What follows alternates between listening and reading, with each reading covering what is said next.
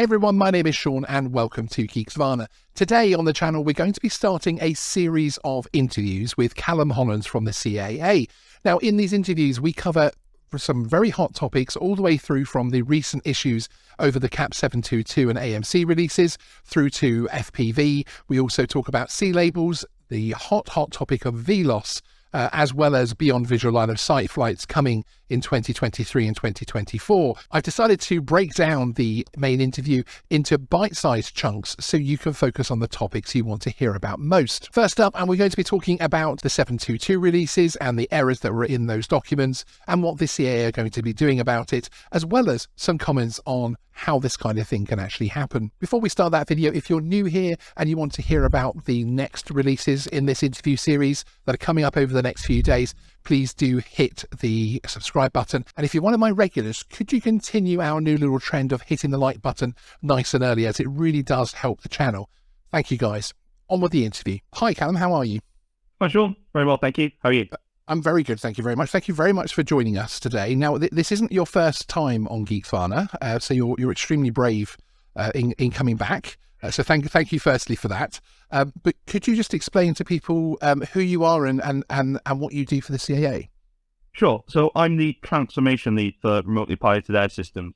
So my primary responsibility is really trying to tie together the organisation on big volumes of work to ensure that we're all working together towards sort of one coherent common objective. Today we're going to be talking about a few of the hot topics which have come up within the open category and indeed actually the specific category as well towards the end of the year. So again, I really appreciate you coming on to mop the hot topics up at the moment before we go into the live Q&A in January with your colleague Mark. But I really appreciate that. Now, the first thing we need to discuss, and it's probably the first thing the audience would expect me to discuss, especially with relation to the videos which have been released on the channel recently, is to talk about the situation with CAP 722 in terms of the document being released with some.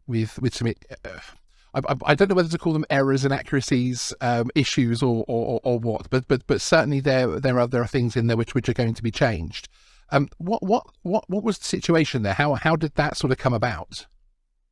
Yeah, sure. So there's really two things here. I think one of them is the identification of a small number of errors within the initial publication of the 722 main body, and clearly we've identified, through the help of the regulator community, a requirement to review CAP 722 hotel as well.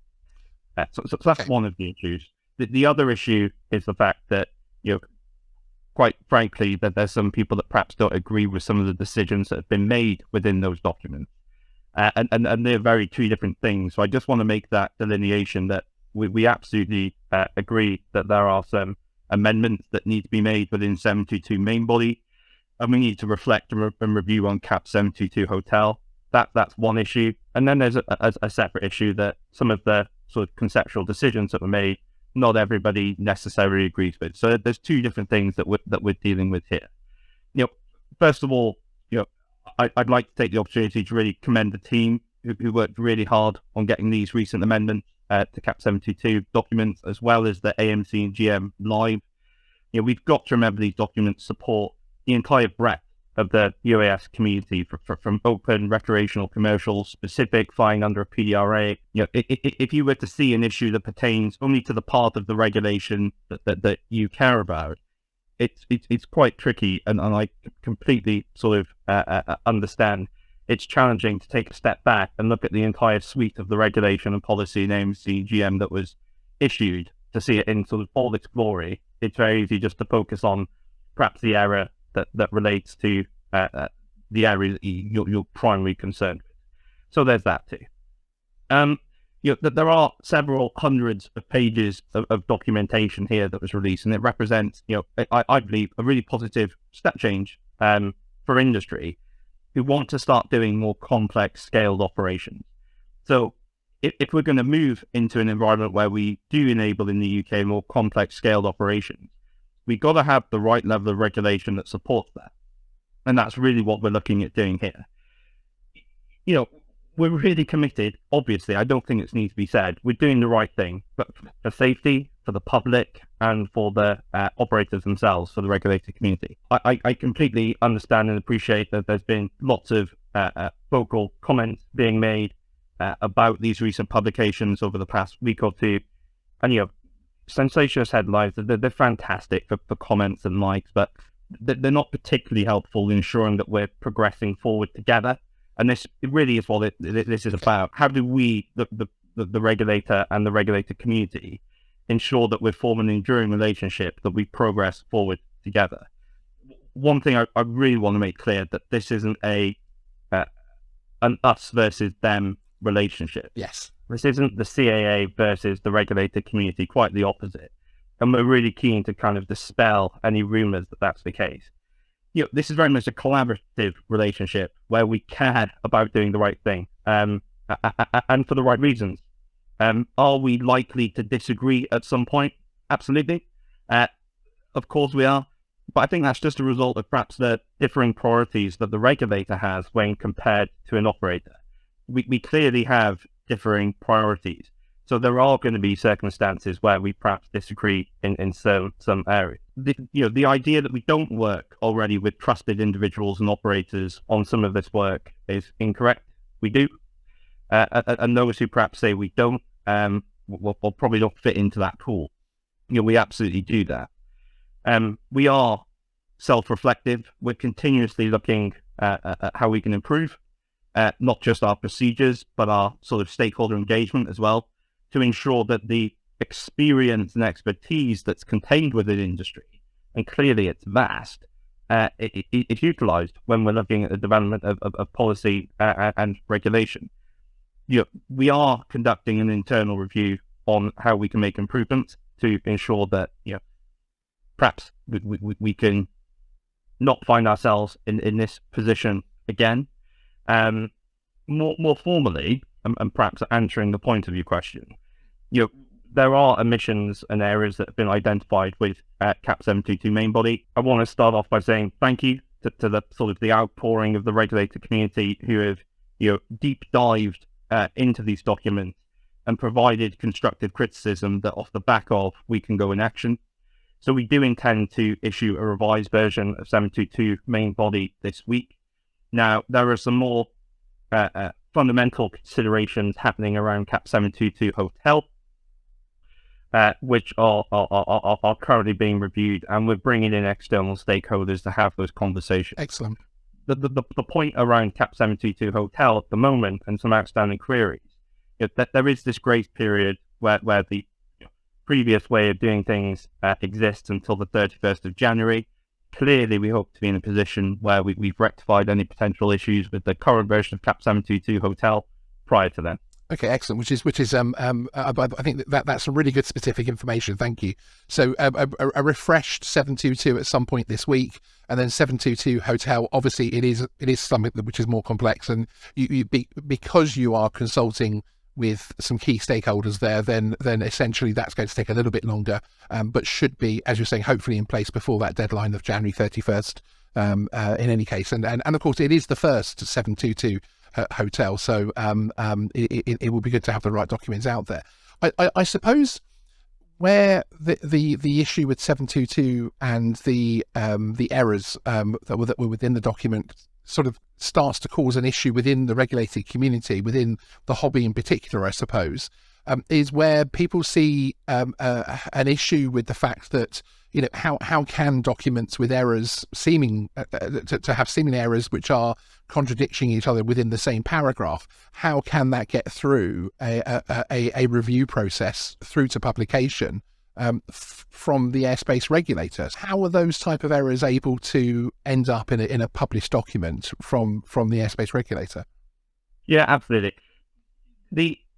When you're releasing hundreds and hundreds of pages of documentation, regardless of the review process you put in place, and the CAA clearly has a very robust review process, things are going to slip through the cracks. And I think it would be wrong of me to try and make any sort of what's the word I'm looking for? So apologies for that. Clearly, we want to get in a position where those errors or emissions are mitigated. Is there something we can do with bringing in more external stakeholders in the review process? I think we're probably exploring that. Clearly, that's something we did with the AMC and GM document. And a lot of those perhaps grammar errors were picked up there. Can we do better? Can we put different procedures in place to try and mitigate them as far as reasonably practicable? Absolutely, and we're going to do that. But as far as trying to get to a point where there's zero errors, I don't think that's perhaps realistic in the context.